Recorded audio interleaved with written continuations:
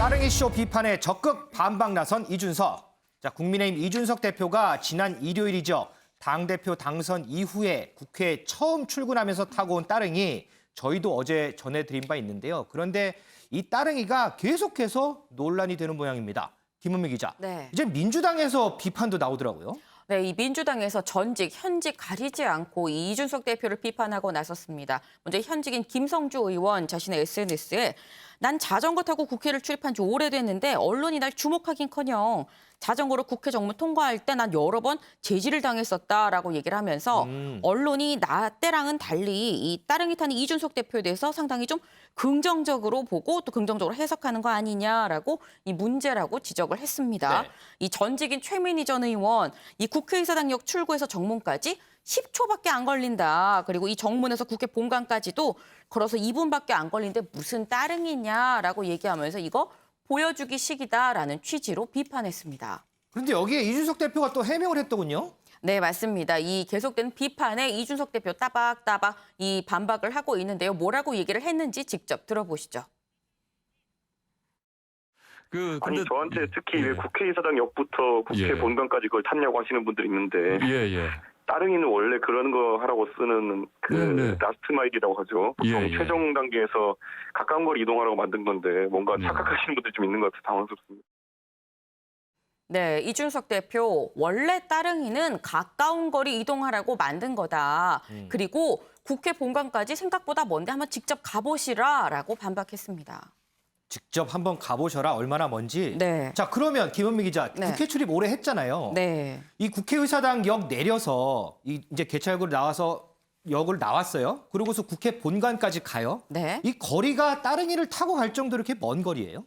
사실 제가 느끼기에는 이게 사실 굉장히 거리가 주관적이기 때문에 네. 일단 이준석 대표가 말한 바로 그 동선, 지금 말씀하신 것처럼 지하철역 출구를 나와서 국회 본관 후문까지 가는 그 거리를 따졌을 때 네. 저는 한 10분 정도 걸어서 소요가 됐었습니다. 걸어서 한 10분 정도 걸리는 네, 거리다? 근데 사실 제 보폭이 이게 기준은 아니잖아요. 그렇죠, 네. 예, 때문에 제가 한 포털 사이트로 들어가서 이 거리를 한번 재봤는데 보니까 736m가 나옵니다. 그리고 1150걸음이 나와요. 그래서 한 평균 13분 정도 걸린다고 하는 거 보니까 제 걸음이 딱히 뭐 유독 느리거나 한 건 아니고 일반인의 기준으로 봤을 때 10분 정도 걸리는 거리인 것 같습니다. 그 정도면은 따릉이를 타고 뭐 이동할 수도 뭐 어떻게 보면 또 있을 것도 같네요, 그러면. 네. 자, 근데 윤지영 기자, 지금 이준석 대표가 뭐 여러 해명을 내놓는데 이 따릉이뿐만 아니고 또 다른 해명도 내놓더라고요. 네, 맞습니다.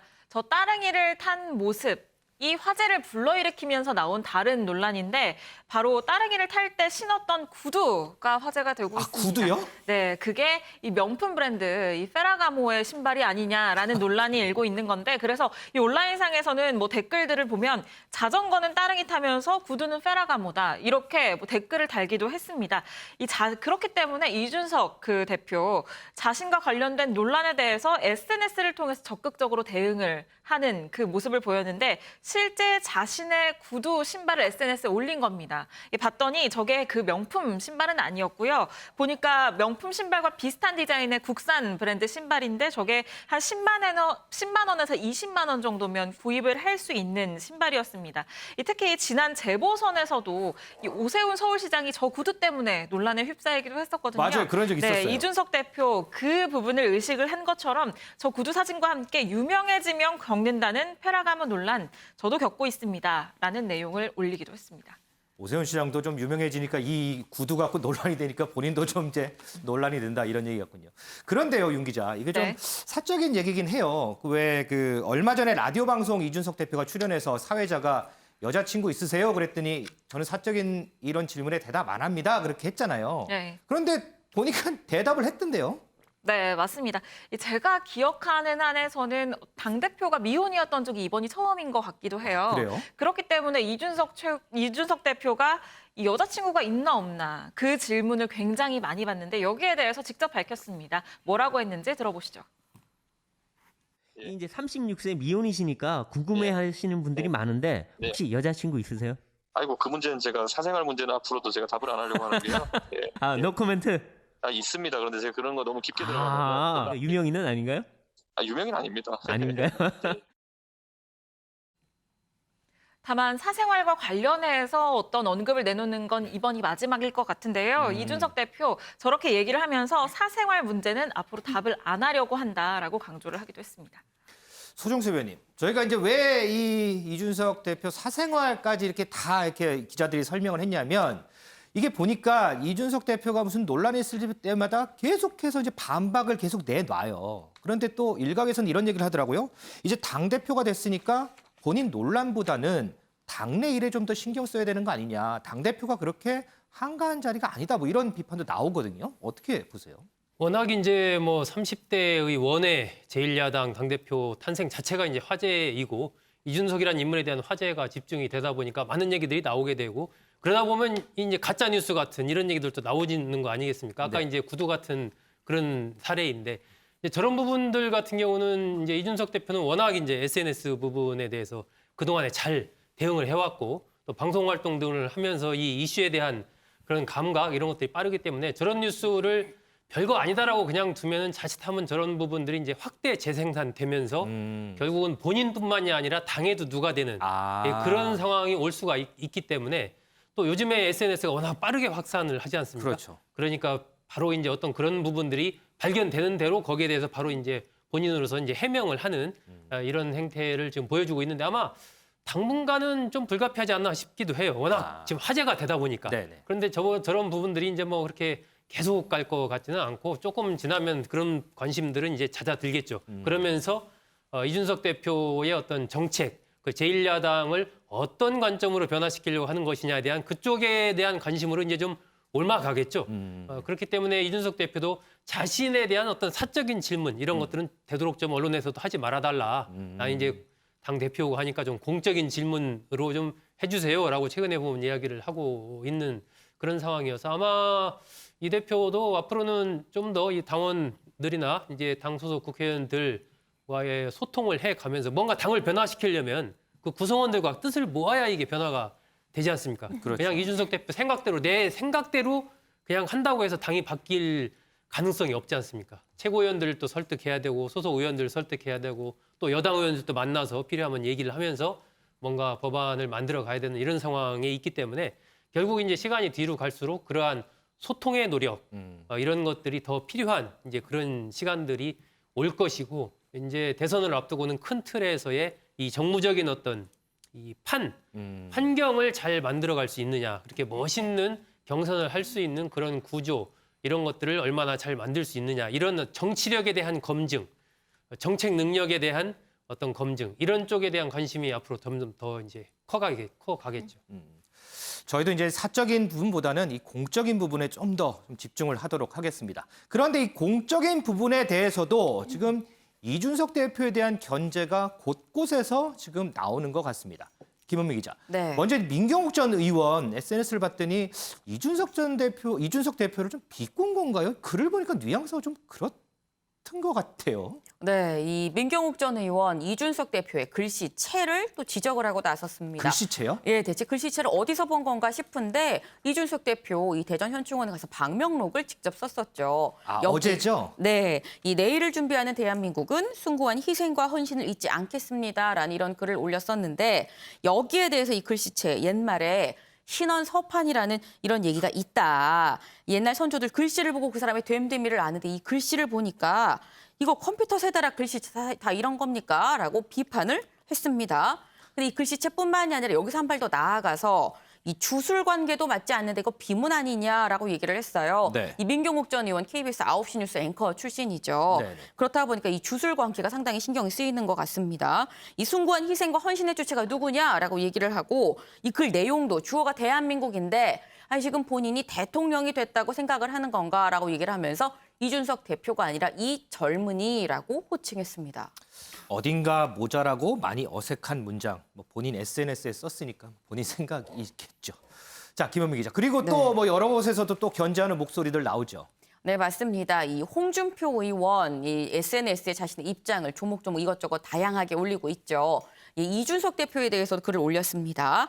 이 SNS에 쇼타임은 끝났다라고 얘기를 하면서 이제 이준석 대표의 역량을 볼 차례다라고 얘기를 했는데 이준석 대표의 뭐 따릉이 출근, 천안함 묘역 방문 등등을 뭐 쇼라고 생각을 하는 것 같아요. 근데 홍 의원 외에 뭐 이 진중권 전 교수도 이준석 대표가 당대표가 되기 전부터 이 뭐 젠더 갈등을 두고 상당히 이 갈등을 보였었죠. 근데 이준석은 정치를 컴퓨터 게임으로 생각을 하는 것 같다라고 하면서 보이는 거랑 다르게 보수는 지금 심각한 위기를 맞고 있다라고 얘기를 하면서 이준석 대표가 얘기했었던 뭐 토론 배틀, 자격 시험 등등은 세계 정당사에 유례가 없는 이상한 것들이고 이 해괴한 것들이다라고 평가했습니다. 윤지호 기자, 지금 이제 화면 보니까 밑에 이제 김남국 의원 SNS도 나와요. 네. 여권에서도 이렇게 견제가 나오나 보죠? 네, 사실 이 대표 임기를 시작한 지 뭐 이틀 정도밖에 되지 않았는데도 이 여당의 공세가 거셉니다. 이 민주당의 30대 정치인이죠. 김남국 의원도 여기 공세에 가세를 했는데요. 김 의원은 이 국민의 건강과 생명을 지키는 수술실 CCTV 설치 법안에 반대한다면 청년 정치가 무슨 소용이겠나라면서 이준석 대표를 향해서요. 이 수술실 CCTV 설치 의무화 법안을 당론으로 채택해서 통과에 적극적으로 협력해주길 바란다라고 밝혔습니다. 그러면서요. 이 토론을 좋아하니까 언제든지 생방송 토론도 환영한다라는 추신까지 남겼는데요. 윤호중 원내대표도 이 수술실 CCTV 설치법에 대해서 의견을 밝혀라라고 압박에 나서기도 했습니다. 그리고 여권에서 이제 정책적으로 이제 당대표가 됐으니까 이준석 당대표의 생각이 뭐냐 이제 이렇게 물어보는 거군요. 네, 그렇죠. 자, 그런데 김은미 기자, 네. 당 내에서도 또 견제가 있는 것 같아요. 어제 이제 최고위원회의 처음 했잖아요. 제가 네. 어제 잠깐 봤는데 그 모습 보니까 좀 그렇던 것 같다. 뭐 이런 생각도 좀 들더라고요. 네, 맞습니다. 바로 이준석 대표가 이 최고위랑 상의가 없이 비서실장 그리고 대변인을 내정을 했는데 이 인선 문제를 놓고 쓴소리가 터져 나온 건데요. 말씀하신 것처럼 어제 이 첫 최고위원 회의가 열렸습니다. 이 자리에서 김재원 최고위원이 강하게 쓴소리를 내놨는데 뭐라고 얘기를 했는지 직접 들어보시죠. 최고회의에서 협의를 해야 되거나 또는 결정해야 될 많은 일들이 사전에 전부 다 공개가 되고 이미 발표가 된다면 최고회의가 사실은 형해화되고 아무런 역할을 못하는 그런 결과를 가져올 수 있기 때문에 이 점에 대해서는 지금은 초기이기 때문에 당연히 이해할 만하고 또 그럴 수밖에 없다고 생각합니다. 그런데 앞으로 최고회의 위상에 대해서도 당내에서 신경을 좀 써주시길 부탁드립니다. 네, 좀 신경을 써달라라고 좀 겸손하게 얘기를 하긴 했습니다만 상당히 쓴소리인 것만은 맞는 것 같습니다. 이 최고위에서 논의해야 될 사안이 이제 사전에 이렇게 나가버리면 최고위가 무슨 소용이냐, 있으나 마나한 거 아니냐라는 얘기였었는데 이 조수진 최고위원도 한마디 보탰습니다. 언론을 보고 인선 사실을 알게 된다면 최고위가 뭐가 필요하냐라고 사실 똑같은 얘기인 거죠. 근데 여기에 대해서 이준석 최고위원 오해가 있었다라고 얘기를 했는데요. 오해래요? 네, 이 대변인은 당무상 너무 시급해서 어쩔 수 없이 내정을 한 거고 비서실장은 협의를 거칠 필요가 없는 인선 사항이다. 왜냐하면 당대표 비서실장이기 때문에 이건 최고위랑 협의할 필요가 없었다는 이런 얘기인 거죠. 네. 다만 나도 전직 최고위원을 해봤었기 때문에 이 최고위원의 발언 경청하는 이런 문화 자체가 필요하다는 건 나도 뼈저리게 느끼고 있다라고 얘기했습니다. 윤 의원님, 지금 이제 기자들 설명한 거 쭉 들어보니까 이제 당 안팎에서 계속 이제 견제가 이제 시작이 되는 것 같아요. 이럴 때 이제 평가받는 게 바로 리더십 아니겠습니까? 그렇죠. 결국 당을 어떻게 장악하느냐 이게 이준석 젊은 국민의힘 대표가 앞으로 헤쳐나가야 될 제1의 과제다. 뭐 야권 통합도 있고 뭐 본인에게 붙여져 있는 뭐 유승민계였다라는 딱지를 떼내는 것도 있고 하지만 이런 것들은 선거를 거치면서 부수적인 걸로 그렇게 정리가 된 것 같아요.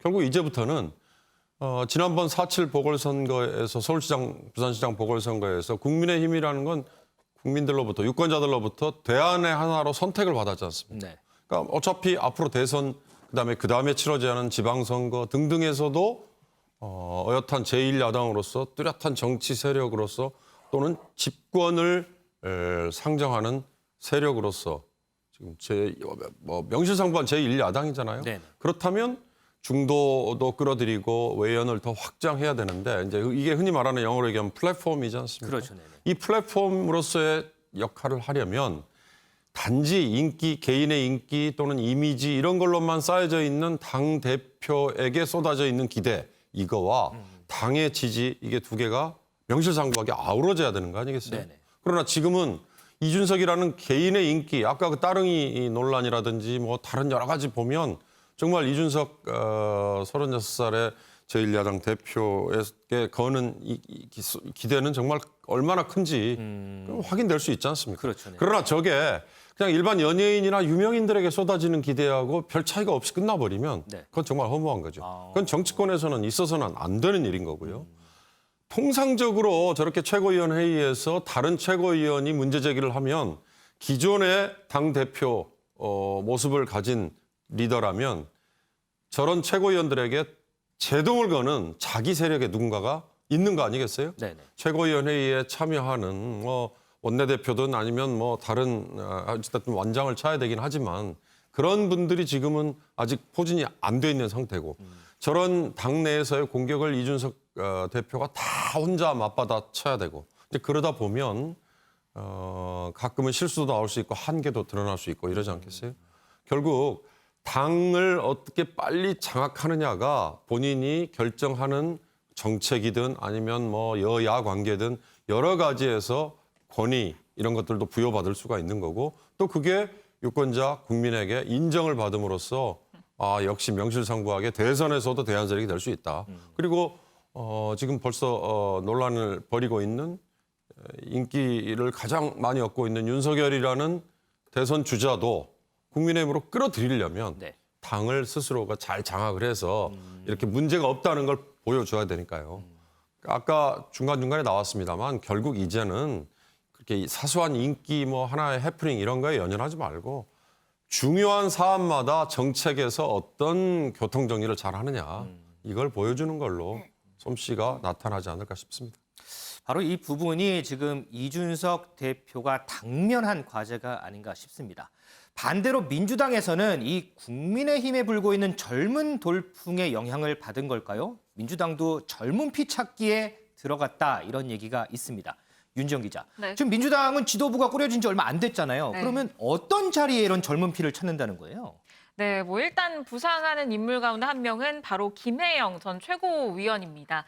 지난 2016년 총선 당시에 최연소 나이 당시 39살로 국회 입성을 해서 미스터 쓴소리라는 별명까지 지닌 소신파이기도 하고요. 그랬죠. 또 부상 중인 인물 가운데 하나가 지금 청년 최고위원인 이동학 최고위원인데요. 올해 39살입니다. 지난 2015년에 이 586 세대에게 험지 출마를 요구하면서 또 쓴소리를 했던 인물이기도 한데 특히 어제 최고위원회의에서는 이 원래는 발언권 순서가 가장 뒤인데 좀 순서가 당겨지는 그런 모습도 보였거든요. 네. 그만큼 좀 청년을 신경 쓰고 있다라고 볼 수 있겠는데 어제 회의 모습 준비해봤습니다.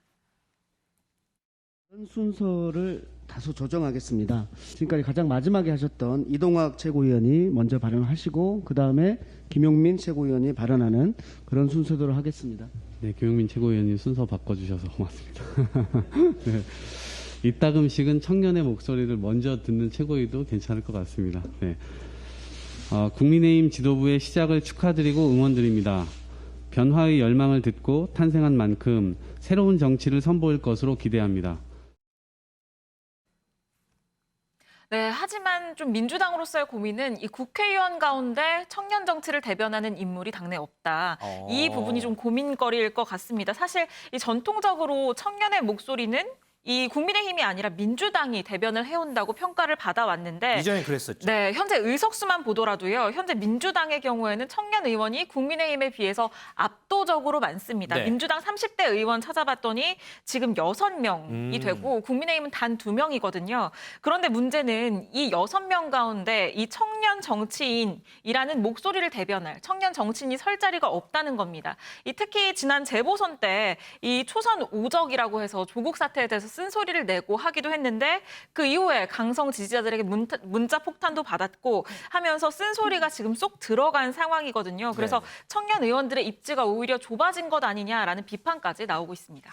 자, 그런데 김은미 기자, 네. 이 민주당 내에서 젊은 피 찾기 당 내에서 모두 반기는 건 아닌 것 같더라고요. 네, 맞습니다. 저희가 어제도 짧게 잠깐 소개를 해드리긴 했었습니다만 이 중진들 중에서도 이 젊은 피 돌풍에 대해서 우려를 나타내고 있습니다.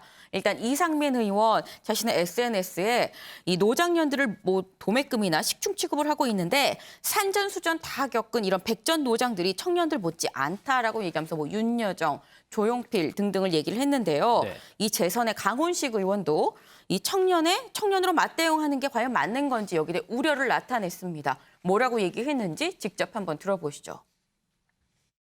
이준석 대표의 등장은 그런 사람들의 호명을 그러니까 빠르게 촉진하는 효과는 반드시 올 겁니다. 그래서 이제 이쪽도 젊은 정치인들이 출격되기를 준비하고 있다. 지금 여러분들을 다 가능성이 놓고 있는 걸로 알고 있고요. 예. 다만 이제 오히려 우리 당에서는 저쪽이 청년이 나왔으니까 이쪽은 청년 맞수로 놓는 것이 방법이냐. 예. 이게 또 하수이술이 있거든요. 예. 그래서 그런 것들까지 마지막 고민을 하고 있는 걸로 알고 있습니다.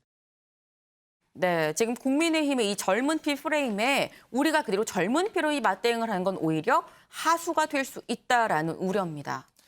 소 의원님, 지금 민주당 뭐 얘기를 들어보니까 젊은 피냐 아니면 노장의 노련함이냐 이걸로 좀 갈리는 것 같은데 어떻게 보세요? 지금 뭐 민주당이 이것저것 가릴 때가 아니죠, 지금. 아, 그래요? 그런데 이 국민의힘의 이준석 당대표가 탄생했다고 해서 민주당에서 젊은 30대 정치인을 어떤 식이든 내세우려고 해서 그에 맞대응하려는 모습을 보이는 거. 이것은 저는 일종의 이제 국민의힘 프레임에 우리가 말려 들어가는 거다라고 생각을 합니다. 그 이준석 대표가 탄생하기까지의 과정은 그냥 이준석이라는 인물이 어느 날 갑자기 딱 당대표가 된 게 아니지 않습니까? 네. 여러 가지 그런 경선 과정 등등을 거치면서 많은 스토리가 쌓여서 이제 당대표가 딱 된 거거든요.